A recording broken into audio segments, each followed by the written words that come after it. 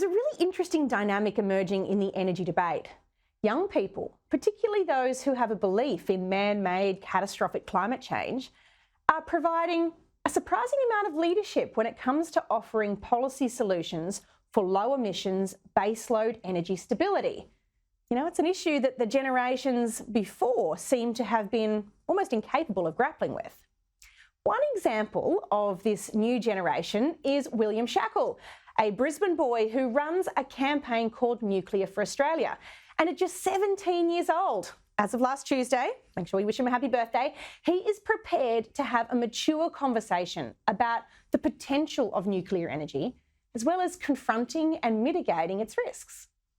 It's a significant contrast to Mr Albanese and Mr Bowen, who prefer the, head in the sand approach, even if that means billions of dollars of tying Australians in 28,000 kilometres of transmission lines like some kind of strange renewable spaghetti. There's only two objections that are ever credibly raised to the generation of nuclear energy in this country. The first is about cost, a matter that to me seems bizarre given the huge sums that Albanese and Bowen intend to pour into transmission lines. It's also no justification for keeping a ban. After all, if it's commercially viable, there will be private investors prepared to give it a whirl. That cost argument just sits so uncomfortably next to the viability of nuclear energy in so many other nations. The second criticism or reservation that's offered is about safety.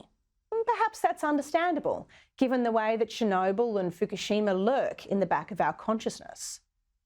But in a landmark NASA study published in the Environmental Sciences and Technology Journal recently, it says that from 1971 through to 2009, 1.84 million human deaths were prevented thanks to the use of nuclear power, with an average of 76,000 deaths prevented per year from 2000 to 2009.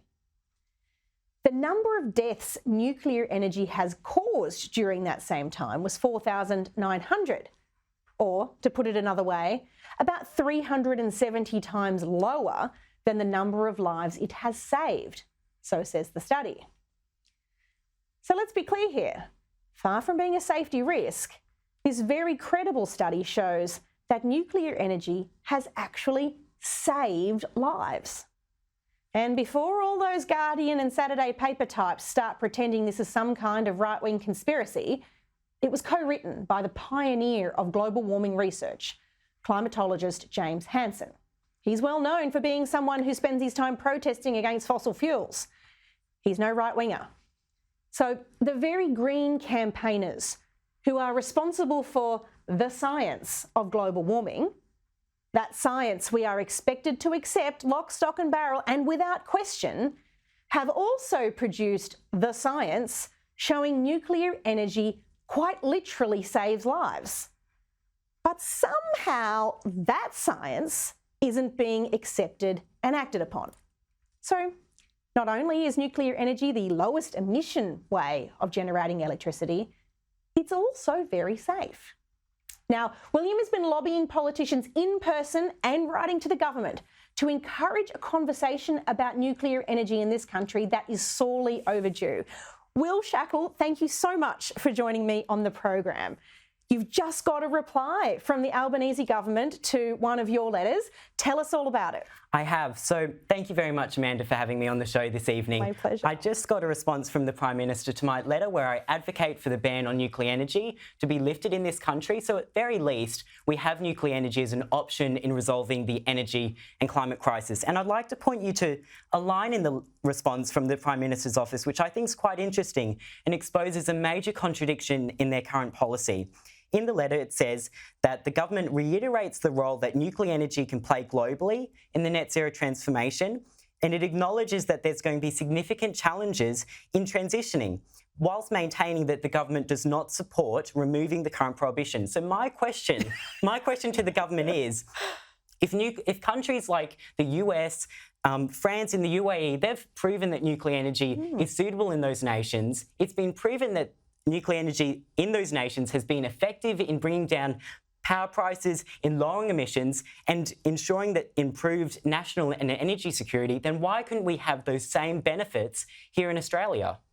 Well, you're absolutely right. There's a real non sequitur in saying it's going to be so important for this clean energy net zero world, but we're not going to do it. Now, you're a young man, Will, and no doubt you have lots of friends in your generation with whom you talk about this stuff. Do young people have the same fear of nuclear energy that we see in some of the, say, generations that grew up in the 50s and beyond? Well, in terms of that, I think young people more broadly, this is myself included, haven't been exposed to some of the misinformation that we saw propagated in decades past, which, I can't comment as a 17-year-old on. And you look at it through The Simpsons and how nuclear is portrayed in pop culture.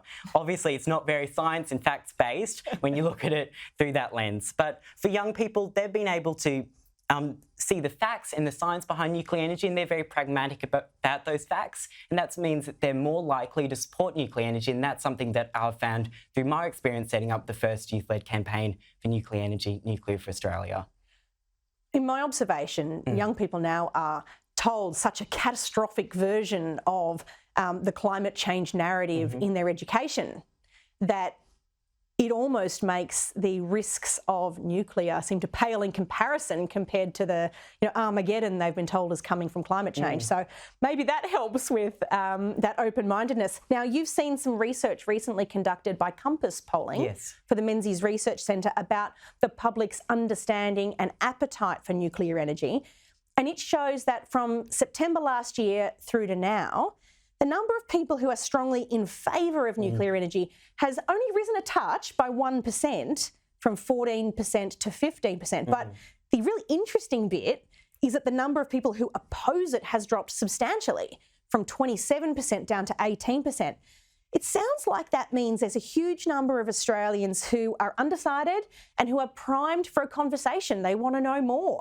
Does that tell you that it's time for a conversation about this here? I think it's certainly time for a conversation about nuclear energy, and what that polling also revealed that 70% of Australians want nuclear energy in order to reach our emissions and energy security targets. So what's true is that not only do Australians want to have that conversation, but many of them are willing to see the legalisation of nuclear energy in this country, and some of them are even willing to support the establishment of a civil nuclear power industry here in Australia. What I say is really important is that Australians were never asked in the 1990s if they wanted nuclear energy to be banned. And based on these polling results, I think it's probably undemocratic, keeping the current ban in place. And I think it's a real indication to the government that they should seriously reconsider the prohibition as it is today. I thought it really interesting to observe in that polling too that people are starting to cotton on to the idea that the solution to the price problem isn't always more renewables. They're starting to build an awareness that in some ways too many renewables in the system, to the exclusion of baseload power generation like nuclear, but also like coal and gas, is part of the reason why we're experiencing high prices. And I think it's really interesting to observe that trend. Changing tack slightly, those who are invested in renewable energy, and I'd even suggest too invested given the huge subsidies that have been poured into that sector in recent years, usually try and conjure fears about safety to try and argue against it. And how do you answer that claim when it comes up? I think it's a good question because nuclear energy is actually the second safest form of power generation, and you brought that up in your intro through some of those statistics, like the fact that nuclear has actually saved an estimated 1.84 million lives, and that's something that we should look to. In addition to that, there's been huge innovation when it comes to nuclear technology in the past few decades, which has made most new reactors Chernobyl and Fukushima proof, and that's really important. And like you said, when you compare it to the risks of an energy crisis and blackouts and stuff like that, and to also the risks associated with other energy sources and, of course, climate change, I think it's a very minuscule risk in comparison. Yeah, we think about it in terms of, major catastrophes, and as you say, the technology is developed to make sure those things could never happen again. But there's also just the run-of-the-mill daily worker deaths that, we should never trivialise, but that do happen in workplaces. They almost never happen in nuclear environments, but they do happen much more regularly in some of the other traditional baseload generation options that we have available to us. It just keeps stacking up, doesn't it? Yes. Energy Minister Bowen has said he won't lift the ban on nuclear energy because it's too expensive to be viable. If he's listening now, what would you say to him in response to that claim? Look, if Minister Bowen was listening to me right now, what I'd say is that... I'm sure he watches Sky all the time. I really do. What I would say to him is that many experts have proven that it is a fallacy to suggest that nuclear energy is the most expensive form of energy. And when you base it on the system costs, including storage and backup, many reports, including by the International Energy Agency, prove that nuclear energy is competitive. And look, there's much more in addition to the studies as well. You can actually look at real-world examples such as France, where they've got some of the lowest energy prices in the world, and they use nuclear, and that's not a coincidence. It's not a coincidence that Australia has some of the highest energy prices in the world, I don't think. And if we were to have nuclear energy, I think it would lower energy prices and it would be cost competitive. And regardless, what I would say to Minister Bowen is even if nuclear energy is the most expensive form of power generation, we don't ban Gucci handbags because they're too expensive. Even if it was the most expensive form of power, why not lift the ban? What is the harm in doing it, like you said earlier? It's funny to observe that in France, their prices actually went up when they started putting renewables into the grid. It tells you everything you need to know. Even in Finland, their power prices went below zero when they've got a nuclear dominant grid, which I think is also quite interesting. It's no coincidence. So where should people go if they want to understand more and if they want to be a part of the solution for providing this clean baseload energy? Yep, so first of all, they should go to Nuclear for Australia's social media pages. They can just look up Nuclear for Australia. It's quite easy.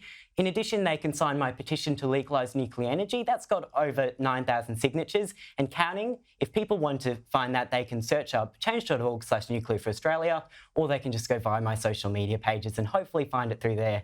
And if they support nuclear energy, I'd highly encourage them to do that.